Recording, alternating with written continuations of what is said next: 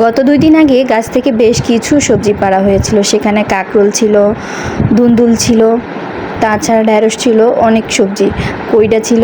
তার মধ্যে সবগুলি খেয়ে ফেলা হলো, কিন্তু ধুন্দুলটা খাওয়া হয়নি। যাই হোক, এটা ফ্রিজে রেখে দিয়েছিলাম। আজ ধুন্দুলটাকে ভাজি করব। চিংড়ি মাছ দিয়ে রান্না করলেও বেশ ভালো লাগে, কিন্তু ইদানিং তরকারি খেতে খুব ইচ্ছে করছে না। বাসায় তেমন একজন মানুষ নাই, হয়তো 2-1 জন। এই 2-1 জন মানুষের জন্য তেমন সবজি রান্না করলে খাওয়া হচ্ছে না, বাসি হয়ে যাচ্ছে।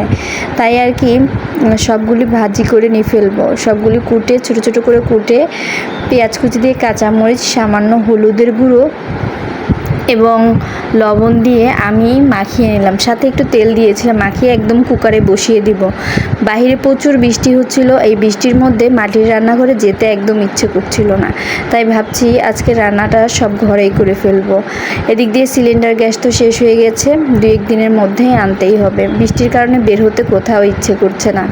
তাই আর কি কুকারেই রান্নাটা সেরে ফেলবো। এই দেখো, মাখিয়ে ঝুঁকিয়ে এদিকে ভাতটা প্রায় অনেকটা হয়েই গিয়েছে, কুকারে বসিয়ে রেখেছিলাম। দেখো, খুব জোরে খুব সুন্দর হয়েছে। যাই হোক, আরেকটা বক্সের মধ্যে আমি ভাজিটা বসিয়ে দিলাম। অনেকে বলবে ভাজি তো কুকারে দিলে অনেকটা পানি উঠে যাবে, কুকারে তো পানি সহজে টানে না। এই কথাটা ভুল। তুমি ঢাকনাটা উঠিয়ে তারপর জালটা বাড়িয়ে দিলে, আস্তে করে লাড়াচাড়া না দিলে তোমার ধুন্দুলটা ভাঙবে না আর ঝরঝরে থাকবে, খুব সুন্দর। এই দেখো, ভাজিটা আমার একদম ফ্রেশ হয়েছে।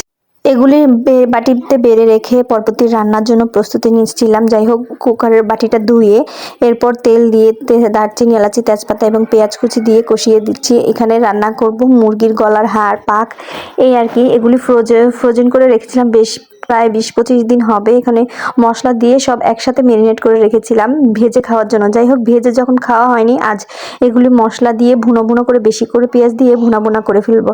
ফ্রিজে রাখার পর যেন কেমন একটু ফ্যাকাশে হয়ে গিয়েছে, তার জন্য এর সাথে আমি আরও মশলা একটু ঝাল বাড়িয়ে দিয়ে রান্নাটা করে ফেলবো।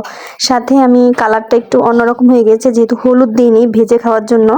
তো বেশ খানিক হলুদ গুঁড়ো, বেশি করে মরিচ গুঁড়ো আর একটু গরম মশলার গুঁড়ো দিয়ে আমি এটাকে অনেকক্ষণ নেড়ে চেড়ে কষাতে থাকলাম। এটা প্রায় কষাতে কষাতে প্রায় 90% হয়ে গিয়েছে, কিন্তু মুরগির মাংসের কালারটা কেমন যেন ফ্যাকাশে লাগছে। তো আমি একটু নুন চেক করে দেখিয়ে আমি লবণ দিতে পুরো ভুলে গিয়েছি। তো এখন আবার লবণ দিয়ে আর একটু কষিয়ে সামান্য পরিমাণ ঝোল দিয়ে ঢেকে রেখেছিলাম। এই তো এভাবে দুপুরের রান্নাটা শেষ করে ফেললাম। এদিক দিয়ে বাসায় হঠাৎ করে দুপুরে মেহমান চলে আসে। এখানে গ্যাসও নাই, কারেন্টও নাই, আমি কিভাবে চা করি? তো দৌড়ে চলে গেলাম মাটির চুলায়। এই আর কি, গ্রামের মানুষের যা কষ্ট আর কি, মাটির চুলায় ঝটপট 5 কাপ চা বানিয়ে নিলাম, একসাথে সব কিছু দিয়ে বসিয়ে দিয়েছিলাম। এই তো চা রেডি। চার সাথে তো টা দিতেই হবে। এই তো আজকের ভিডিওটা এই পর্যন্ত। আল্লাহ হাফেজ।